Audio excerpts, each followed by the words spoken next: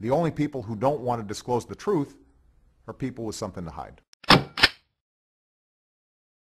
Case number 14-5325, Joseph M. Arpaio, appellant versus Barack Obama et al. Mr. Clayman for the appellant, Ms. Brickman for the appellees.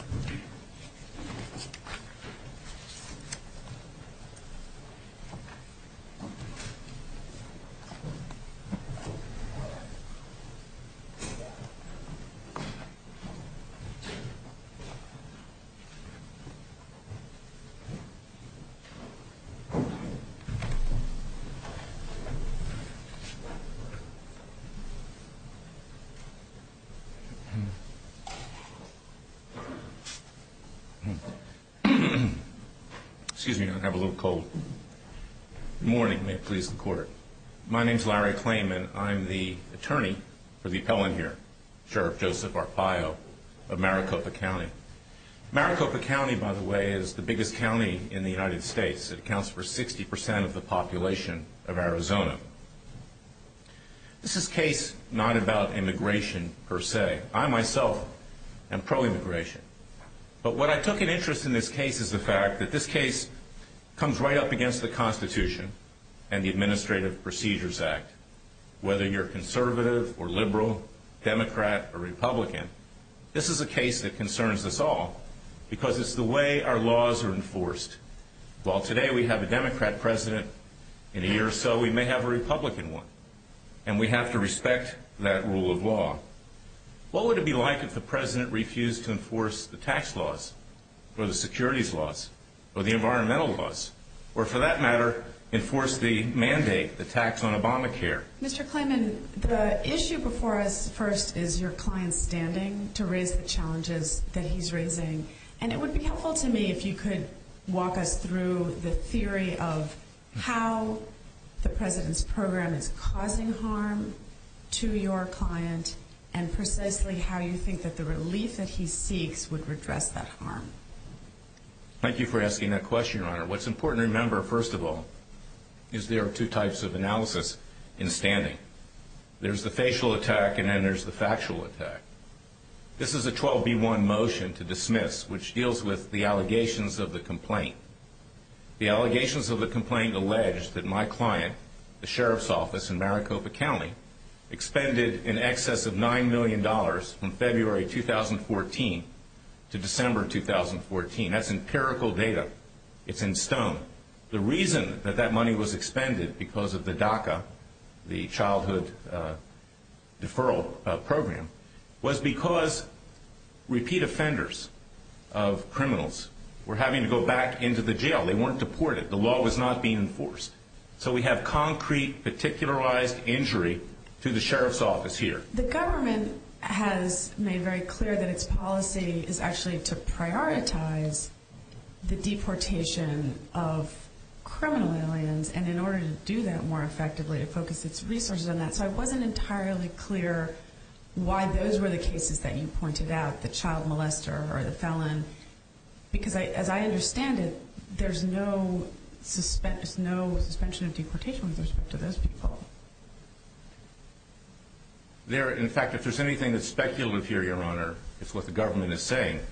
We're the ones who submitted affidavits showing the harm to Sheriff Arpaio. There's no controverted evidence. In addition, the government says they don't have enough resources to... No, I asked just a much more targeted question. I understand that the sheriff is drawing a causal connection between the DACA program and an increase in his jurisdiction of criminals that he has to incarcerate and deal with. But there's just a mismatch between that contention and the scope of the policy that has been adopted that's at issue in this case. Because those are the people that are, I think all those people are fully and arguably more subject to deportation under this policy. So that's what I'm looking for. Well, I respectfully a little more granular than there is in your brief about the causal theory. Well, let me lay the foundation to answer that question. First of all, this is not a policy.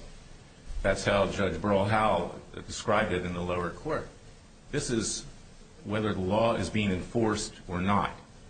And consequently, characterizing it as a policy is inaccurate. In fact, at a minimum, the Administrative Procedures Act should be applied here because this is substantive rulemaking. Okay, it's dealing with the Constitution, it's violating the statute, it's arbitrary and capricious. It's not a policy, number one. So, therefore, the Secretary of Homeland Security does not get to decide what laws to enforce or not. That's for Congress to legislate, as Judge Hayden ruled in Texas. Can I ask you this question? So, your argument is a challenge to particular executive actions, right? You're not saying that even independent of the executive actions, the perceived failure to enforce the immigration laws is causing harm. I mean, somebody could make that argument, but you're challenging particular executive actions, an executive action undertaken in 2012 and subsequent executive actions undertaken in 2014. Am I understanding your challenge correctly? I'm saying two things, Your Honor. I'm saying, number one, what is done usurps the power of Congress. By the President's own admission, he's not an emperor. Whether you're Democrat or Republican, presidents are not emperors, number one. You don't get to supersede what Congress has legislated. That's one. Number two, if you want to take the position, which is incorrect, that this is a regulation, which it's not, you still have to follow the Administrative Procedures Act with notice and comment. But number three, there is real harm here. The government didn't refute it. They didn't submit one piece of evidence under oath or any other way to refute that Sheriff Arpaio's office has been damaged here because of repeat offenders who are not deported, who wind up back in his jails. Can I focus on that third point? Sure. My question is this. The harm that you're saying occurred is not from a general failure to enforce the immigration laws in the way that you would like to see them enforced. It's from some failure that stems from concrete executive actions. I know you disagree with whether those executive actions are lawful. I'm not talking about the legality of them. I'm just talking about standing. So what you're talking about is the executive action, which you disagree with, undertaken in 2012, and the subsequent executive actions undertaken in 2014, again with which you disagree, that those caused an increased harm. It's not the general harm that already exists from your perspective from the failure to enforce the immigration laws. It's some increased harm that results from those challenged executive actions. Am I understanding? That's correct. It's a greatly increased harm.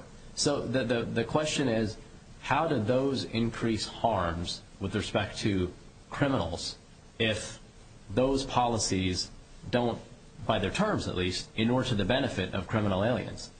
They inure to the benefit of non-criminal aliens by their terms because they don't purport to relax anything with respect to individuals who have committed crimes. Well, and that's the question. I refer you to the affidavits of Sheriff Arpaio on behalf of his sheriff's office. Mm-hmm. It's not just, and also the law and the pronouncements that have been put into effect by executive action.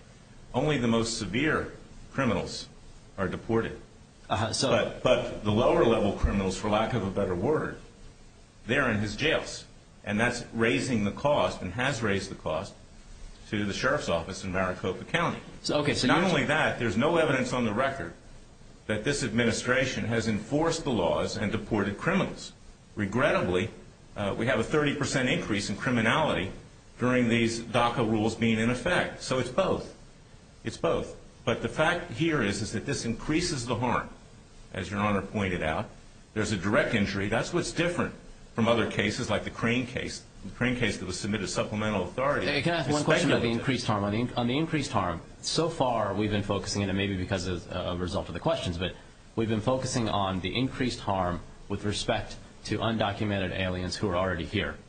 I took a large part of your argument to be, and I thought it was the principal part, but I might have been misunderstanding it, that the increased harm comes from the incentives on individuals who are not here to come. I thought your argument was... That's part of it. That's part of it. But insofar as you're asking Judge Pillard and yourself about the particularized harm, the standing that is issued here primarily, we have made that factual showing, and the government did not refute it at all.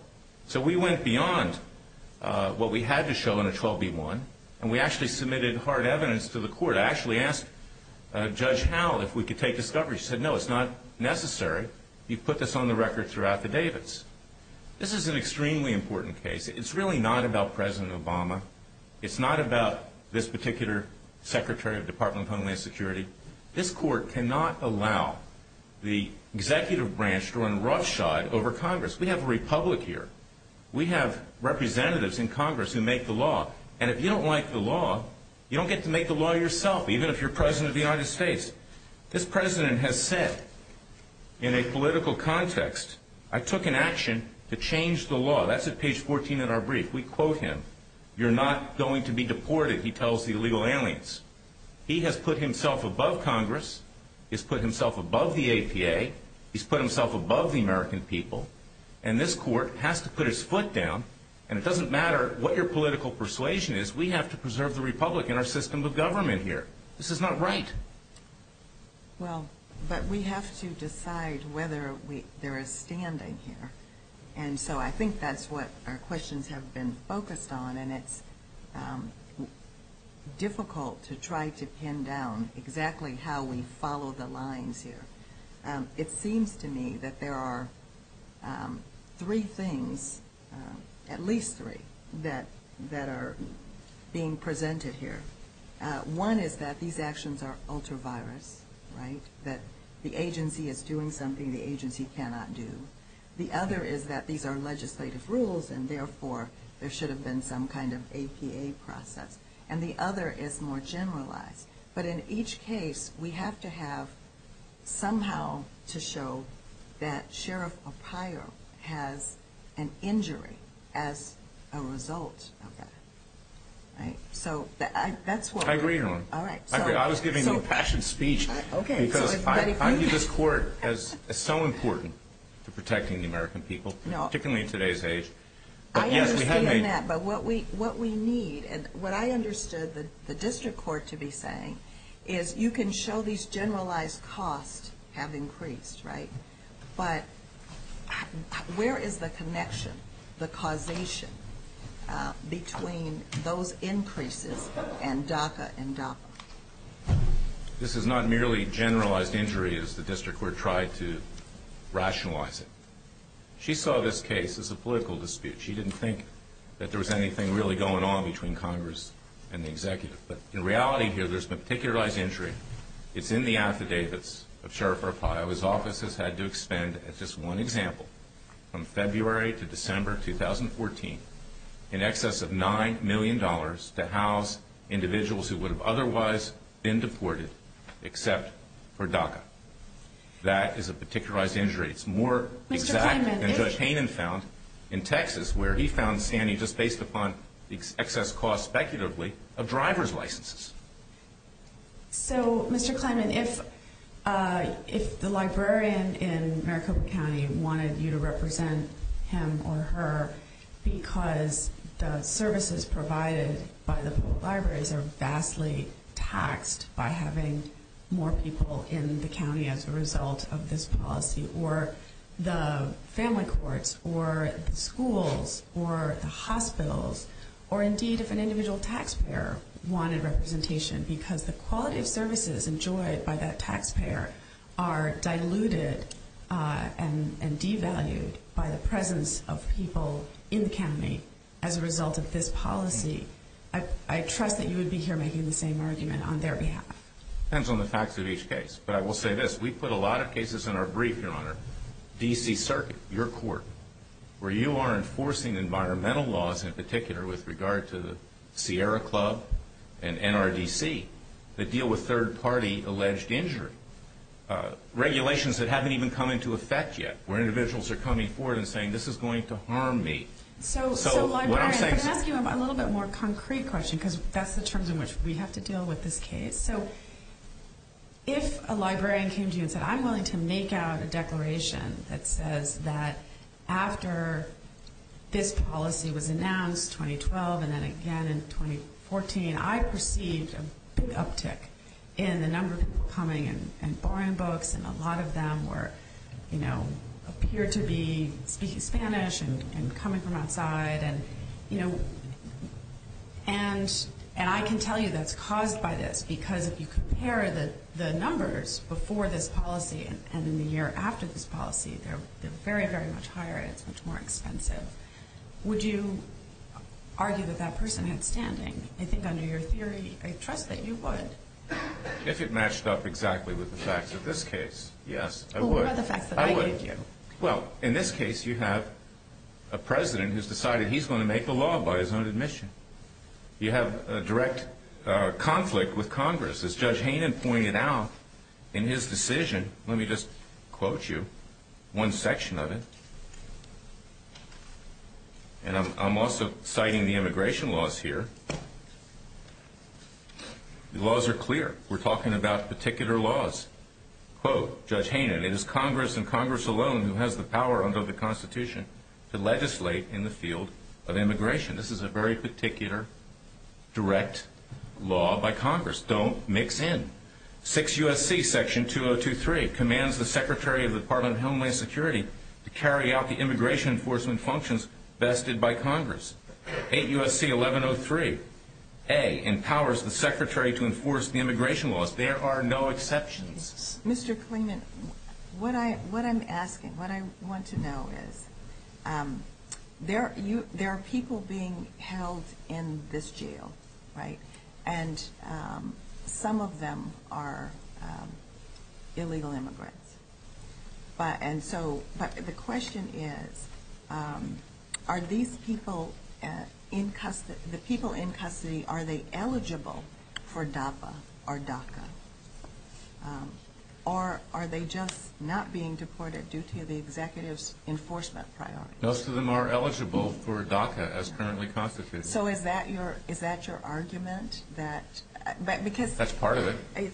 But it doesn't seem direct, right? The first argument is they are coming because they are eligible or think they will be eligible for some DACA-like program, right? That's not the primary argument. Okay. Yes, that is their drawing. Okay, we have opened the So door and we've said come. The magnet theory is Come, not that will what's... be no. I'm sorry, Your Honor. I'm sorry. The magnet theory is not what you're really relying on. Not You're just primarily. relying on the fact that they are incarcerated. That increases the cost.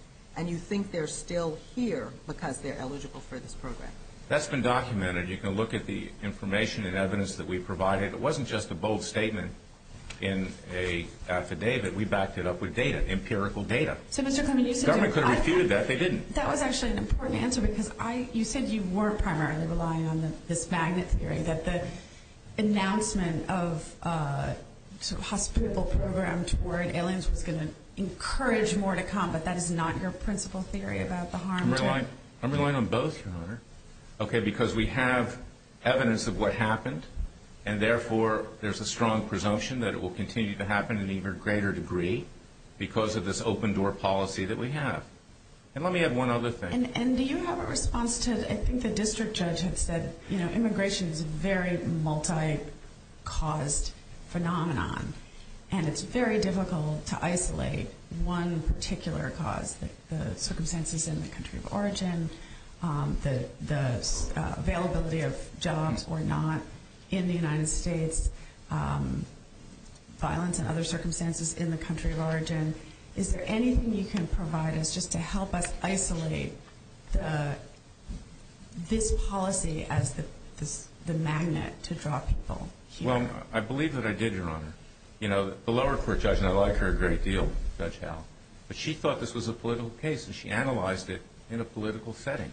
I think in the political sense she means that it's for the very branches that you say, for the Congress and for the President. This is not a political case, Your Honor. This is a case, and I just read you 2 sections of the Immigration Code that says it's to be enforced. And let me clear the air about something. I've known Sheriff Arpaio for a long time. He's my friend as well as my client. I've never heard one negative remark about Latinos or anyone else. I myself was married to a Latino. I'm not anti-Latin. I protected the community, the Cuban community in Miami for a very long time, and that's my home. This is not about discriminating against Latinos. This is about following the law, and that's your responsibility, not to look for a way out, but to actually enforce the law.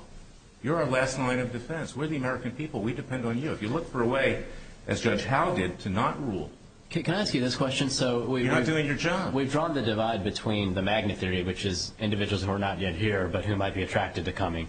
Let's put that to one side because, as I understand your argument now, you're focusing on the people who are already here, and the argument is that but for the executive action, they would be deported. if not for the executive action, they would stay, and because of the executive action, they stay and they commit more crimes, and that causes the expenditure of resources by your client. Correct. They commit more crimes, they're rearrested, and they're put back in jail. The question that I'd like to focus on is this, that in order for that theory to support standing, it seems like there has to be a substantial likelihood, which is the language of the Supreme Court's cases and our cases, that the relief you seek, which is, I guess at the end of the day, some sort of annulment of the executive actions, would in fact result in removal from the country of the individuals who are here and commit more crimes. And am I understanding? No, I disagree with that, Your Honor. Then how can you don't need a establish substantial likelihood. We're not. I think I'm quoting the Supreme Court's cases and our court's cases that say there needs to be a substantial likelihood of redressability. No, not in this context. I see. Okay, because you have an immigration law that says they're to be deported.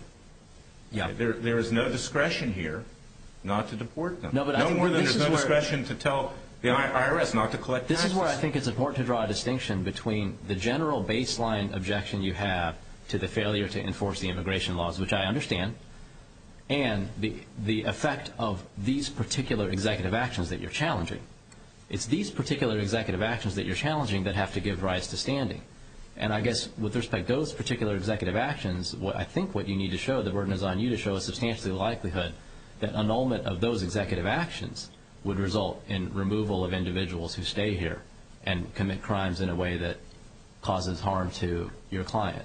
That seems like that has to be your theory. I'm not saying you can't do it. I'm just saying that theoretically that seems like what you need to do, but maybe I'm misunderstanding your argument.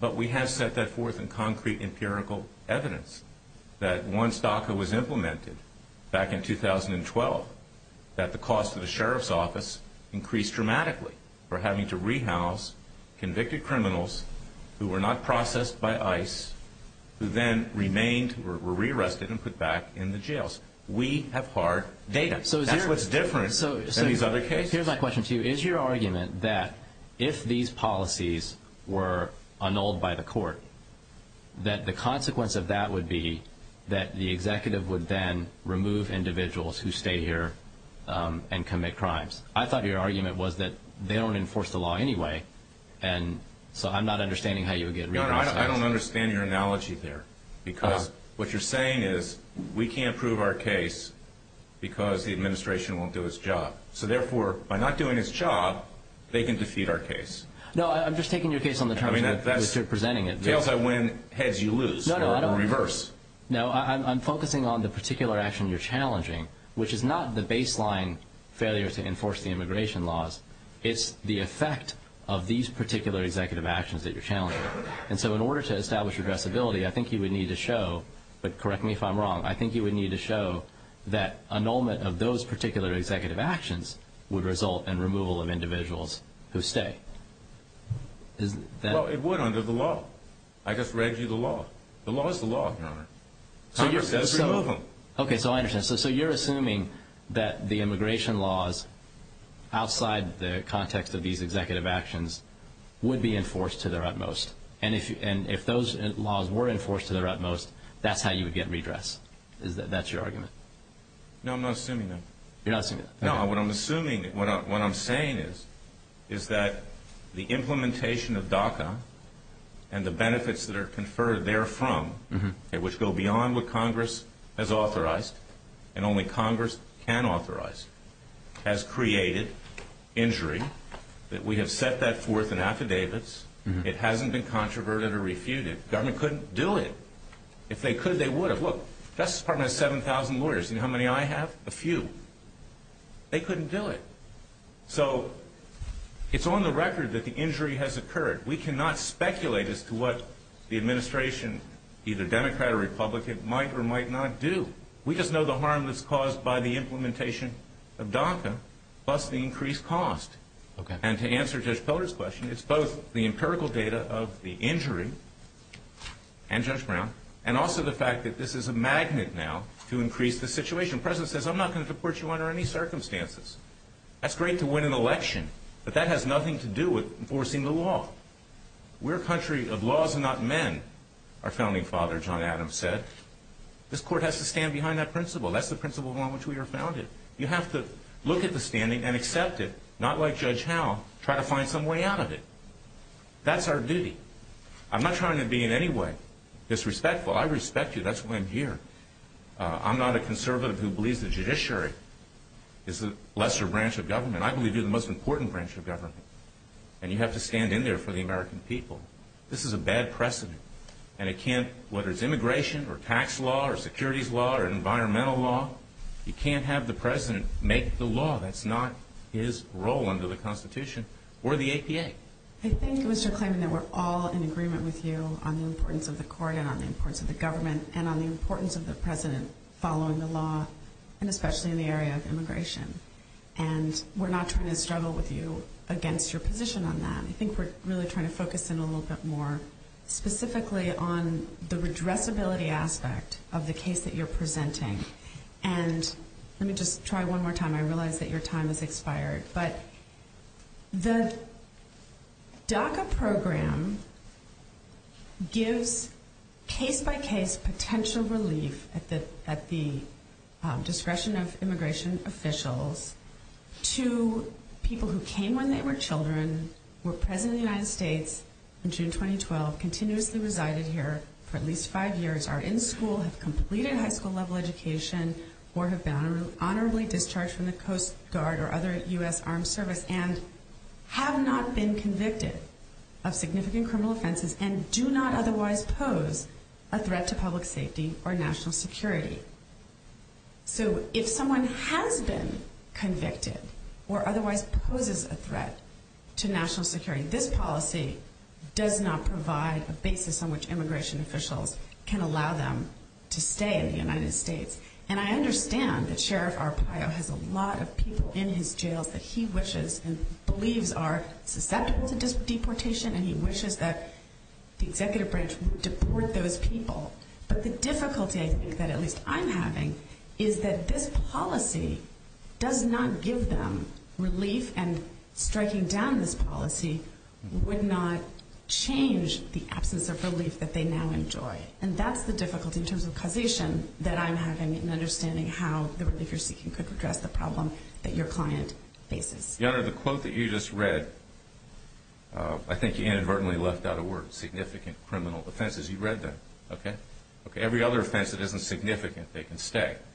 So who decides that? The reality is, based on the data, is that ICE has not been deporting criminals, and the use of the word significant is subjective.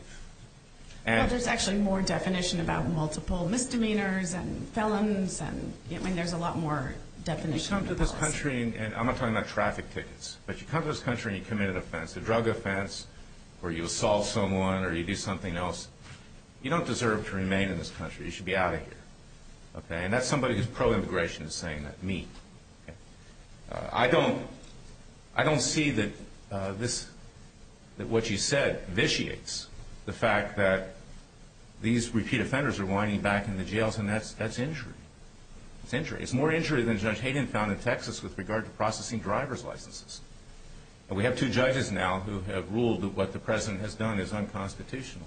A judge in Pennsylvania as well. So, to me, it's clear that DACA is responsible, and we've shown that on the record under oath. Government hasn't shown anything. Right. Thank you. I may have 2 minutes to rebut if that's possible. Thank you, Mr. Klayman. Thank you.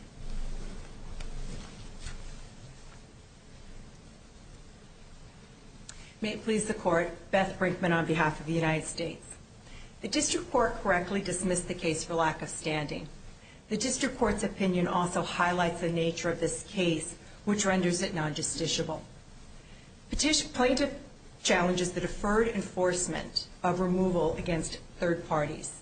That is an exercise of prosecutorial discretion that the Supreme Court and this Court have made clear is generally immune from judicial review. That is all the more true in the area of immigration, where the Supreme Court has emphasized that the legislature and the executive are more suited to the resolution of policy issues that touch on foreign policy and national security. First, I'd like to address the standing question that this Court is focused on. The District Court here definitively concluded at page 25 of the District Court's opinion that the plaintiff failed to meet the causation standard required to establish standing under Article 3. The Court demonstrated and relied on the fact that the harm that the plaintiff claims here, harm is due to crime and due to illegal immigration, he's not demonstrated as fairly traceable to the policies that he challenges here.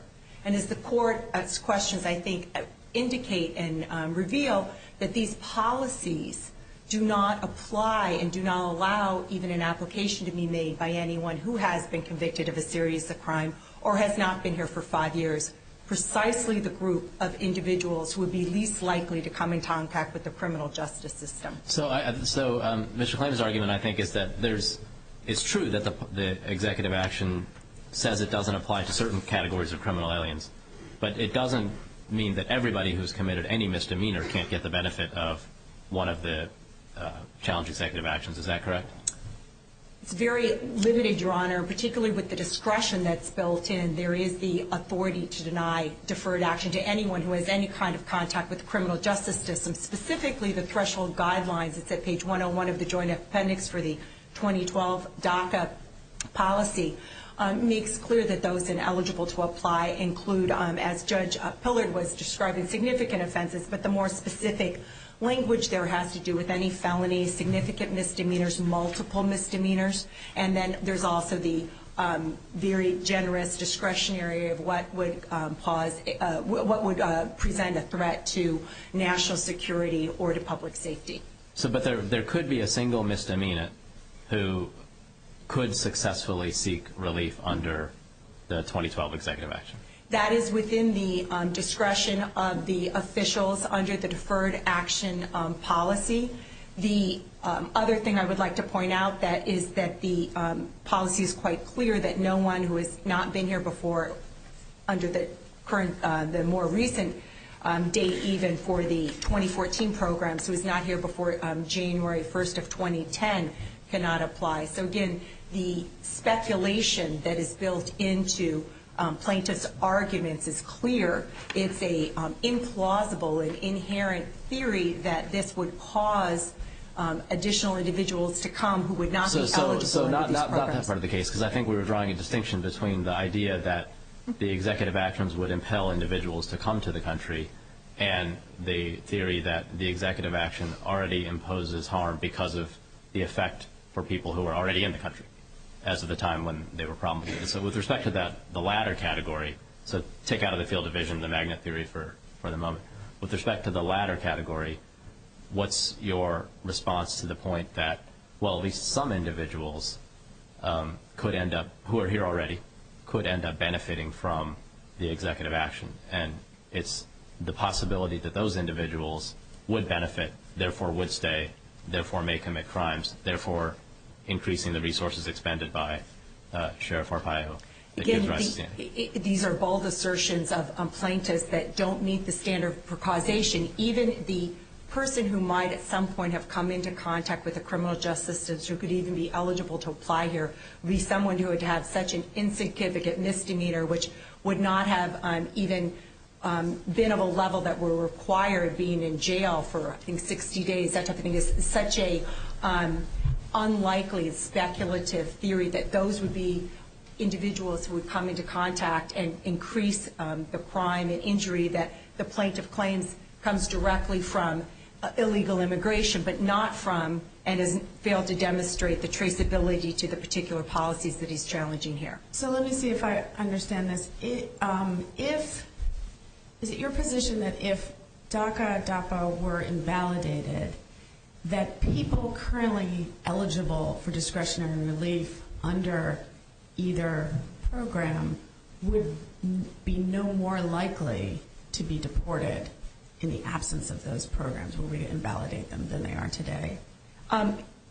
Yes, Your Honor. In fact, plaintiff acknowledges this in his own filings. He talks about his preliminary injunction motion at page 12 that these individuals would not be removed anyway. He also talks in his paragraph 30 of his complaint that these harms he sees from crime and illegal immigration are occurring regardless of the details of any immigration policies he's challenging. So yes.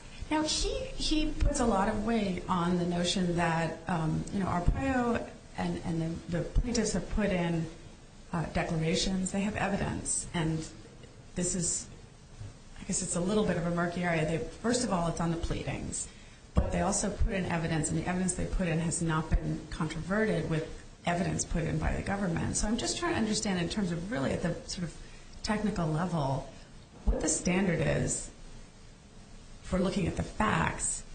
And relatedly, is your response that the facts aren't enough, or is it more of a theory that even assuming actually everything that they allege and or state in the declaration is not enough? Do you see where I'm going? It was just a little murky. Judge Howell did assume the truth of the allegations of harm here, and that's why her... But not the truth of the allegations of causation, and causation is a... Causation is a legal question. No, it's a legal question. It's a conclusion, and I think the cases like Twombly and Iqbal make clear that bold assertions of causation do not cut the mustard, so to speak, that indeed those are not reasonable inferences that have to be accepted by the court. And the court here did take an initiative to investigate the subject matter jurisdiction of the court and afforded the plaintiff an opportunity to submit additional evidence. He had requested a hearing, but his request for a hearing was limited to a request for the plaintiff himself to testify, and so the court's acceptance of additional declarations from the plaintiff certainly met that request. I would also think... What would be enough here? I mean, this is a motion to dismiss, so we're at the very early stages of the case. And this is dismissed as speculative. But, we've had a case in the environmental area where the court has said it's enough that, Massachusetts' sovereignty will be infringed if its coastline might be affected many years from now by global warming. And I realize that there's some difference because that was a state and this is a public official. But what would be enough? I mean, why is the theory here not sufficient? I'd like to give a broad answer to that, Your Honor. I think it really goes to non-justiciability and some threshold doctrines, but I also just want to address Massachusetts versus EPA first, the case you referenced from the Supreme Court with the environmental claim. There was a very different situation. First, as you point out, it was a state, and the standing there was based on kind of a sovereign territory idea of the state's interest there, and also the statutory scheme there under the Clean Water Act had special provisions for review. So I think that's very distinguishable. But I think what your question really goes to is the second part. I tried to note in my introduction, not only is there standing here, but the court's opinion below really demonstrates why this is a non-justiciable matter. And there are a couple points I'd like to make in that. I think, first of all, this is an individual who's challenging the non-enforcement of law against someone else. And right there under Lindar arrest and the Shurtan case, that is an area where we know is just presumptively not subject to review. The Heckler v. Cheney case about it under the APA also, when it talks about actions that are committed to agency discretion, gets into that. But it's broader than just the Heckler v. Cheney argument. But, Judge Hainan makes an interesting observation about that, which is that there's a difference between non-enforcement and no action and something that affirmatively contravenes a statute. True, Your Honor, and even in Heckler there was a note that acknowledged the Adams-type case where there might be abdication, but the case law from this court in particular has made clear that that is the extreme case where there was no enforcement whatsoever of the Title VI provisions or the federal funding cutoff requirements. Here, of course, that is far from the case. There is a limited amount of appropriations from Congress, and Congress has specifically, unequivocally and explicitly vested in the Secretary of Homeland Security in 6 U.S.C. Section 2025 the authority to set priorities and policies. And indeed, that's a very crucial role because of the limited resources. And going to the redressability point, in order here against these policies would do nothing to increase the funding that would allow additional removal of aliens. So when you look at that, you have to step back and look at the picture here. And when you look at the past 6 years of removal, it's at a numerical high. The purpose of this policy is, in fact, exactly the contrary to abdication. Well, I'm not sure that I that's a very persuasive argument to me, because that whole idea that, well, we can't do what the statute says because we don't have enough money, but we can do exactly the opposite of what it says, and somehow that is consistent with our obligation under the statute. Your Honor, I understand that this is probably, I'm characterizing what you're saying, and I admit that.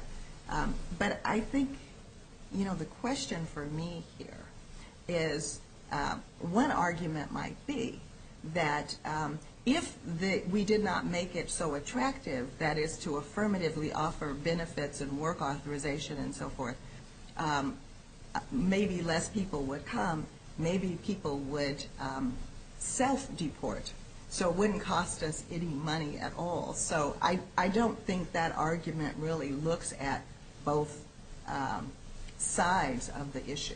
But you've said several times this is non-justiciable. And I guess what you're trying to point out here is that you think it's non-justiciable because, in your view, this is non-enforcement. Is that the argument? You're not saying political question or anything like that, right?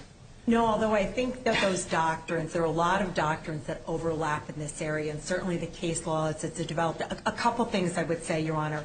With all due respect, I would not limit our argument to the inadequacy of funding. These policies, it's very important, are partnered with the priorities memo that really focuses that the Secretary of Homeland Security has taken so seriously the question of border security, national security, and community safety to prioritize in the 3 different stages the various individuals who are unlawfully here who will be prioritized for removal. And this is paired with that, Your Honor, to alleviate the need to expend those resources on individuals here who've already been here for 5 years. That self-deportation, Your Honor, these are all people who've been here for more than 5 years. But if you're right about that, and the Secretary is really doing a good job and is really removing everybody that should be removed because they've got the priorities right now,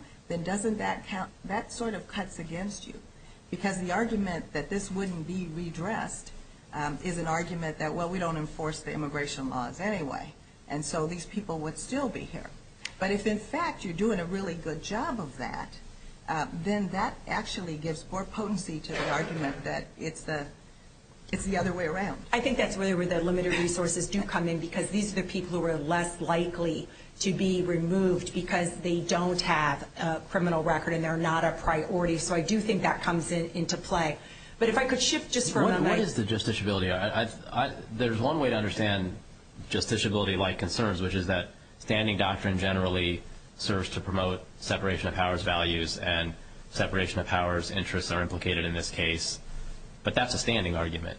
Are you making a freestanding judicial justiciability argument that's something other than political question? There's some other justiciability principle that says that that this suit is incapable of resolution by the judiciary? We do point out on our brief that there are other prudential considerations for why this case is not subject to adjudication, and a couple points I would make on that. I think is the first, the non-justiciable doctrine about the third party challenging the non-enforcement against a third party, and particularly in the area of immigration. The Supreme Court in Arizona in the AADC case, the American Arab Anti-Discrimination Committee, made quite clear that the executive has discretion about whether to commence removal proceedings. And Heckler v. Cheney makes clear that those types of decisions that are committed to executive discretion are not amenable to adjudication because there is no standard by which to measure them. So they're certainly not, they're exempt from the APA, a challenge to that kind of non-enforcement. But even more broadly, we would say even the notice and comment challenge here come under that because of the nature of these cases. And let me just talks So that about assumes standing, you're saying assuming standing even exists? if there were. And I should point to the series of cases that we talk about at pages 27 to 28 of our brief. There was a series of challenges. If I see my time is up, if I can continue. Please.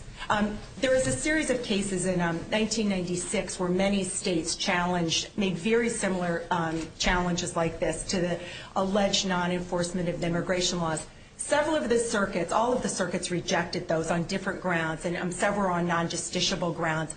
Many of them focused on the political question type argument, but we know from Matthews versus Diaz and all, the way that the Supreme Court talks about the immigration area looks at similar factors to the Baker v. Carr factors for a political question. So we look at it more in this more general non-justiciable, particularly with the Heckler v. Cheney, the overlap between the reasons why administrative action is not subject to review there. And several of those circuits also look to Heckler v. Cheney in dismissing some of those claims. But curiously, so here the briefing is really focused on standing, and several of those cases assume without deciding that there is standing, and then go on and say, as you say, for whatever reason, immigration context, political question. And I guess one way of maybe sharpening this is there a party that you can imagine that does have standing to challenge DACA or DAPA? Let me say this. In this realm, in light of these cases, this type of challenging the non-enforcement against a third party in immigration cases typically been rejected. There may be some more isolated scenarios, certainly in the Mendoza versus Perez case, where it looks at aspects of the immigration laws that have to do with the workforce and employment, for example. But I think what's important to look at is also, for example, this circuit's opinion in the Fair case from 1996. That, I think, is a very telling case here. That was a case that was brought by a group of citizens from a limited area, Miami, claiming very similar challenges here, that there was a presidential decision, executive decision, to allow 20,000 Cubans to be paroled in and then to seek lawful permanent resident status on an annual basis. Yet this court found that there was no cause of action, that the plaintiff there was not within the zone of interest of the statute. That certainly applies here, too. A lot of these cases were before Steele Co. and before Lexmark. So I think that the terminology that we use is one of the issues here. And that's why I try and couch it. The difficulty for us, though, is that we've got all these doctrines that sort of are the gist of, so where's the right place? And, you can understand why Mr. Klayman is sort of feeling like, wait a minute, there seems to be in the part of the courts a motivation in search of a doctrine as opposed to a doctrine that's compelling an outcome. And that puts us in a very uncomfortable light. So, pick one or not. Tell us why. I mean, are you not going to pick one? I can try and put them in boxes for you. I think there are many alternative grounds on which this case should be dismissed. The standing traceability, lack of traceability is quite clear, unequivocally concluded by Judge Hall on page 25 of her opinion. I think it's deeply rooted in the speculative nature and the implausible, kind of incoherent theory of causation of the challenged policies. The challenged policies, any action against them are not going to redress whatever harm we assume the plaintiff is suffering from crime and illegal immigration. That has not been tied to that. I think second more is the more general justiciability, the nature of this case, the cases from the 1990s. Again, this court's decision in Fair, I think, is very helpful. And Linda R.S., as you mentioned. Yes, Linda R.S. and Shurtan go to the non-justiciability of challenges against the non-enforcement against a third party. And I think that's very clear in the immigration area. And I would point out statutorily, when you look at what Congress has done under 1252G, the statute at issue in the AADC case, even an alien who wants to challenge kind of a selective prosecution theory that, the deferred action for someone else is an issue for the individual alien is very narrowly circumscribed by the statute. So we are in an area, Your Honor, where I think there is very little room, and the Supreme Court has made clear there's a narrow room for judicial review here. Okay. Another case I would cite to... Just ask you, because there is a case out there where an injunction has been issued, and I think the harm there was that states would clearly be the entities that would have to issue the driver's license and so forth under the benefits side of DACA and DAPA. And so there is a court that said, well, that's enough, of an injury, and that's not speculative. We know that's going to happen. But the question I have is, at least at the state level, isn't concern about public safety and crime and that sort of thing at least equal as a sovereignty concern to the sea level rise taking a few inches of shoreline? It's two things I'd say, Your Honor. I think the case of the 1990s really go through and look at that, and also this court's decision in the Pennsylvania versus Kleppe from earlier. It was a challenge to whether or not the Small Business Administration was adequately providing funding following a hurricane. And there were similar claims about the economy, the tax base, all of these injuries. Well, I think that the cases in the 90s, pardon me for interrupting you, had a lot to do with this notion that, these are just the fortunes of federalism. These increased costs, for your social welfare network and that sort of thing. But I'm just wondering, one, Massachusetts, the EPA hadn't happened then. But I'm also wondering if this isn't a little different. In other words, to say, well, this impacts us very generally. We have these increased costs because we have increased population. But very specifically, if you're looking at questions of sovereignty, right, if it's impacting the lands of our citizens with these trespasses and so forth, if it's a concern that there are increases in law enforcement because there's increases in crime, which means there's less public safety and so forth. Why is that not enough?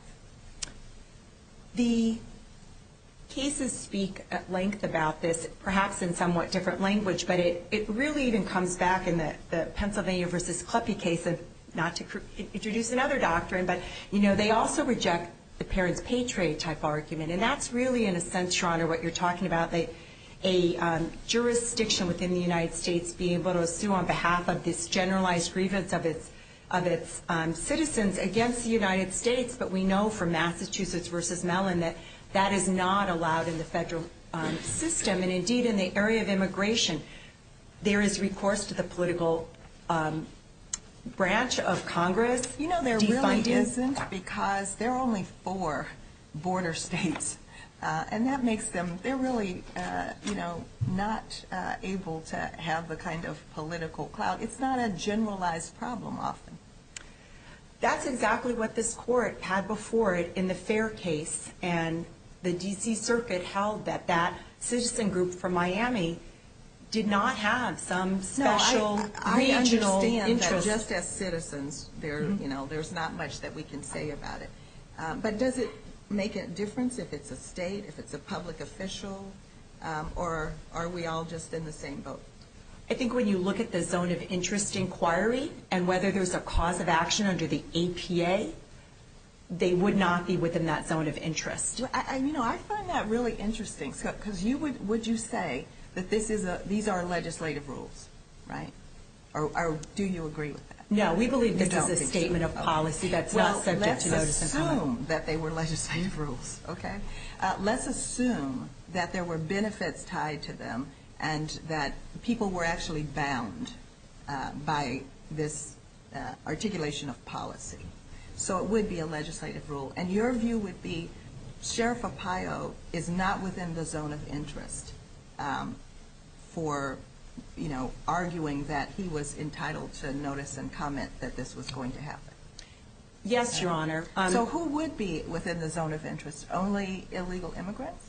Well, certainly when you look at an APA cause of action in the zone of interest there, you look to the underlying substantive statute.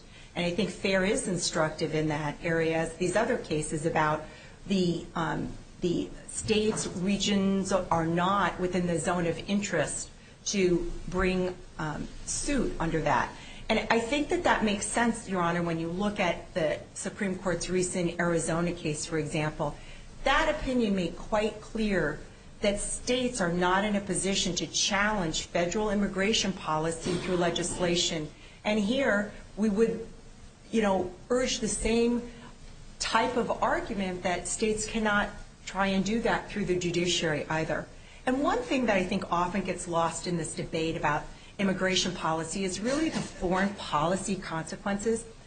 I would just want to go back to the Fair case again, because that case involved an agreement between the United States and Cuba that followed one of the boat lifts, just a tragic situation. And so the countries came together, and part of the solution was that the United States said, okay, we'll do 20,000 paroles annually, and then we'll have the lawful permanent residence ability to seek that. That is a great example of why this is left to the federal government to speak with one voice in immigration, because immigration does touch upon foreign policy and international relations, not to mention national security. So I do think it's a unique area that the Supreme Court has really recognized. The flip side, too, I just want to point out is that, of course, plaintiffs' theory of standing is without limit. Under this theory, every time there was a new temporary protective status, which is generally a group of people from a particular country, for example, the plaintiff could come in and bring the same type of suit, alleging that there was going to be harm to him from crime and illegal immigration without being able to trace it back to the challenge policy. And we think that is what the bottom line ruling of the district court here was, that there was no standing. And we do think that the additional grounds of non-justiciability, lack of cause of action, are also grounds on which the case could be dismissed. But he did trace it back to the policy, at least in the statement in the affidavit, right? Because I think in the affidavit, the statement is made that there has been increased cost to me because of the effects of the challenge executive actions.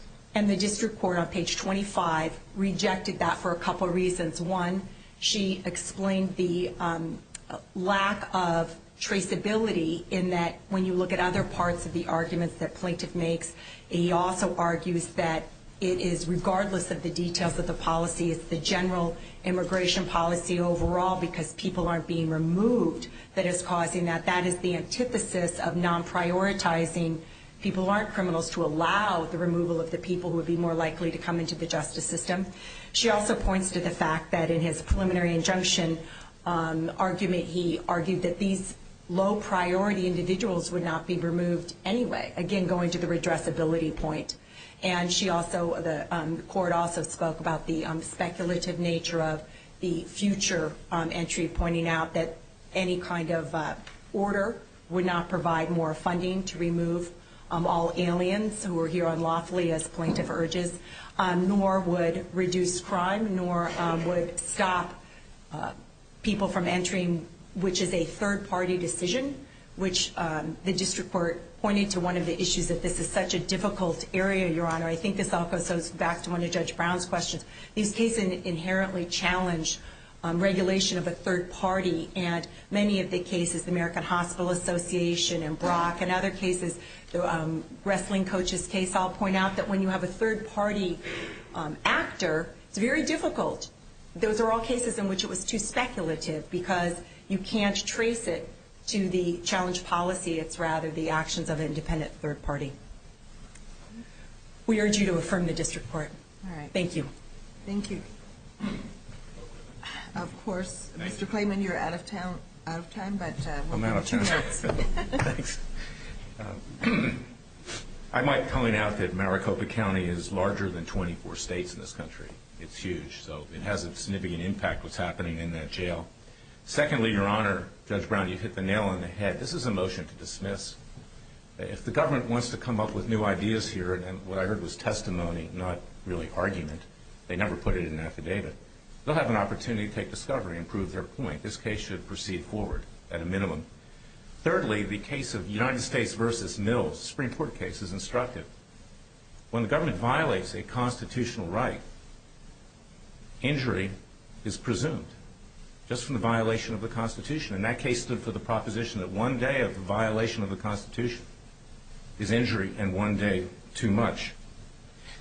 It's also important to recognize that the Justice Department under the Obama administration itself issued an opinion, the Office of Legal Counsel. I'm an alumnus of the Justice Department.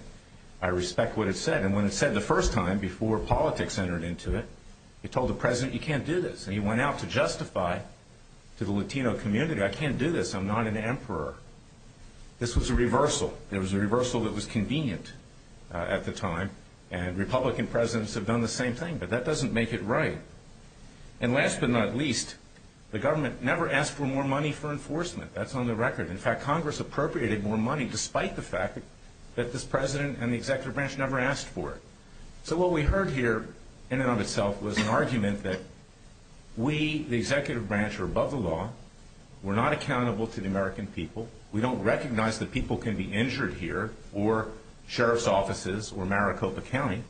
We get to do what we want. And we can't allow that to happen in this country. This is just not what we're based on. Thank you for your time. Thank you, Mr. Clayman. Case will be submitted. The only people who don't want to disclose the truth are people with something to hide.